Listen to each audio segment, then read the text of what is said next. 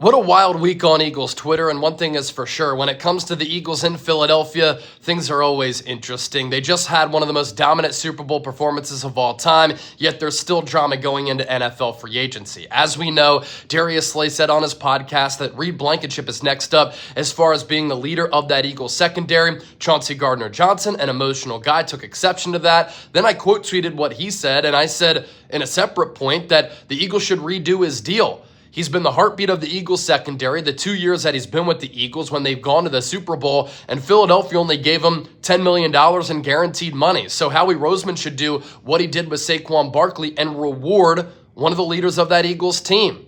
Now, Chauncey Gardner-Johnson took exception to that. He quote tweeted what I said, and then he said, "It's not about the contract. Stop spreading fake news," when I was just saying and making the point that he deserves a new deal. Then Darius Slay, in a separate podcast, was asked who the elite quarterbacks in the NFL are. He said Patrick Mahomes, Lamar Jackson, Joe Burrow, and Josh Allen. He didn't mention Jalen Hurts. And so I posted a tweet saying, what is Slay doing? Some serious missteps here from a team captain, a great player who's widely respected, an all-time Eagle, and a borderline Hall of Famer, but I think he has to have some more awareness.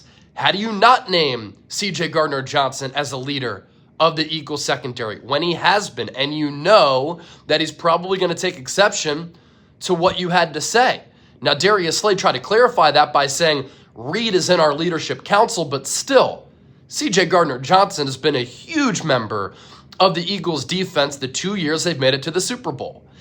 And I can see where Slay is coming from when he's on the Eagles and he's asked who the elite quarterbacks are. Sometimes he's not thinking, or people aren't thinking, about the players on their team. But again, you have to have more awareness in a city like Philadelphia where nothing gets by the fans when they are very smart and intelligent. And so Slay reached out to me and he said, I didn't say that Hurts wasn't elite.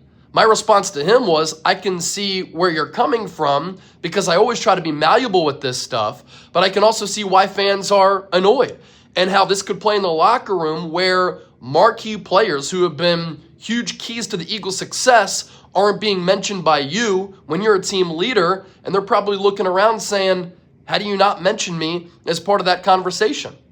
And this is after Hurts won Super Bowl MVP. And some of those other quarterbacks who you mentioned have not had the success that Hurts has been able to have. And so what do you make of what Slay has said? Is it being blown out of proportion? Is the media to blame? Let me know.